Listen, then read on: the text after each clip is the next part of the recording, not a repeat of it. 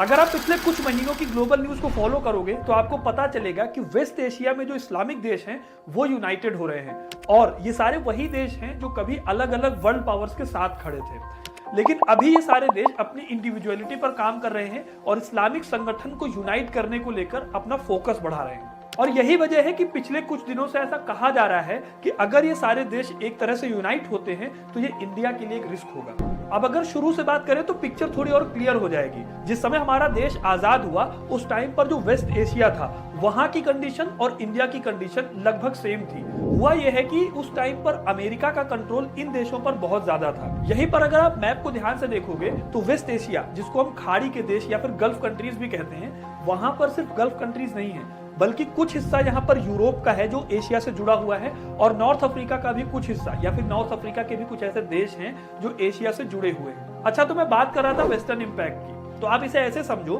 कि उस टाइम पर जो देश यूएसए के साथ खड़े होते थे वो जनरली कम्युनिस्ट देशों के खिलाफ खड़े होते थे और इस टाइम पर जो वेस्टर्न एशिया था वहां पर यूएसए का बहुत ज्यादा दबदबा था और यूरोप का भी डोमिनेंस यहाँ पर देखने को मिलता था। इस वजह से जो कम्युनिस्ट देश थे उनके खिलाफ ये सारे देश खड़े थे।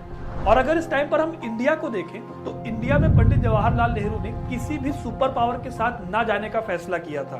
उन्होंने अपनी एक नई पॉलिसी बनाई जिसको उन्होंने कहा नॉन अलाइड मूवमेंट, जिसे हम नैम की पॉलिसी के नाम से भी जानते हैं। अब ये जो पॉलिसी थी, ये पॉलिसी यूएसए के साथ या फिर रशिया के साथ हमेशा के लिए खड़े होने से रोकती थी और इसी वजह से जो वेस्ट एशिया के देश थे वो इंडिया से नाराज थे और यही वजह रही कि इंडिया के काफी दिनों तक रिलेशन वेस्ट एशिया से अच्छे नहीं थे। सबसे इंपॉर्टेंट बात यह भी है कि जो सऊदी अरब और ईरान कभी एक दूसरे के सबसे बड़े दुश्मन होते थे अमेरिका की वजह से, वो आज एक साथ आने को तैयार है और इसका पूरा क्रेडिट जाता है चाइना को।